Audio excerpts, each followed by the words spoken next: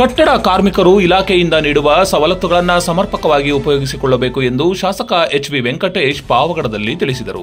ಪಾವಗಡ ಪಟ್ಟಣದ ಗುರುಭವನದಲ್ಲಿ ಕಾರ್ಮಿಕ ಇಲಾಖೆಯಿಂದ ಹಮ್ಮಿಕೊಂಡಿದ್ದ ಹಲವು ಯೋಜನೆಯ ಆದೇಶ ಪತ್ರಗಳನ್ನು ವಿತರಿಸಿ ಮಾತನಾಡಿದರು.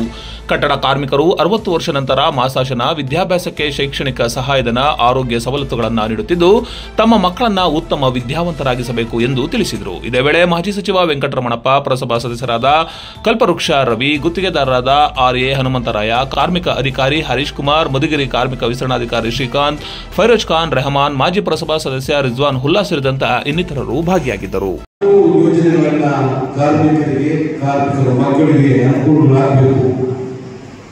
ಆಮೇಲೆ ನಿರುದ್ಯೋಗಿಗಳಾಗಬಾರ್ದು, ಮಕ್ಕಳು ಒಳ್ಳೆಯ ವಿದ್ಯಾಭ್ಯಾಸ ಮಾಡಬೇಕಂತೇಳಿ ಎಲ್ಲ ತರಹದ ಸಹಕಾರವನ್ನು ನಮ್ಮ ಕಾರ್ಮಿಕ ಇಲಾಖೆಯ ಮಾನ್ಯ ಸಚಿವರಾದಂತಹ ಸಂತೋಷ್ ಲಾಡ್ ಅವರು, ಮಾನ್ಯ ಮುಖ್ಯಮಂತ್ರಿಗಳಾದಂತಹ ಸಿದ್ದರಾಮಯ್ಯ, ಉಪಮುಖ್ಯಮಂತ್ರಿಗಳಾದಂತಹ ಡಿ.ಕೆ. ಶಿವಕುಮಾರ್ ಅವರ ನೇತೃತ್ವದಲ್ಲಿ ಉತ್ತಮವಾದಂತಹ ಕೊಡುಗೆಗಳನ್ನು ಕೊಡ್ತಾರೆ.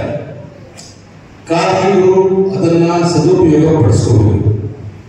ಮುಖ್ಯವಾಗಿ ನೀವೆಲ್ಲರಿಗೂ ಈ ಅನುಕೂಲಗಳೆಲ್ಲ ಸಿಗಬೇಕಂದ್ರೆ ಕಾರ್ಮಿಕ ಇಲಾಖೆಯ ಅಧಿಕಾರಿಗಳು ನೀವು ಶ್ರಮಪಟ್ಟು ಕೆಲಸ ಮಾಡಬೇಕು. ಎಲ್ಲ ಹುಡುಕಬೇಕು. ಹಳ್ಳಿಗಳಲ್ಲಿ ಸುಮಾರು ಜನ ಕಾರ್ಮಿಕರ ಪಟ್ಟಿಗೆ ಸೇರಿದೆ. ಅವ್ರ ಕಾರ್ಡ್ ಸ್ಮಾರ್ಟ್ ಕಾರ್ಡ್ ಕೊಟ್ಟಿಲ್ಲ.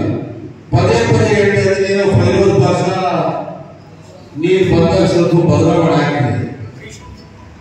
ಹರೀಶ್ ನೀವು ಬಂದಾಗ ಸ್ವಲ್ಪ ಏನೋ ಆಕ್ಟಿವ್ ಕೆಲಸ ಮಾಡ್ತಿದ್ದೀರ, ಮಾಡ್ತೀರಿ. ಹಿಂದೆ ಈಗ ಒಂದು ಬೇಯಿಸ್ಬಿಡೋ, ಇದು ಬೆಳಗಾವಿ ಬೇಯಿಸ್ಬಿಡೋದು ಅಪ್ಪ. ಹಾಗಾಗಿ ಯಾಕಂದ್ರೆ ಇಲ್ಲಿ ಹೆಚ್ಚು ಕಾರ್ಮಿಕರಿಗೆ ಇರೋದು ನಮ್ಮ ತಾಲೂಕು.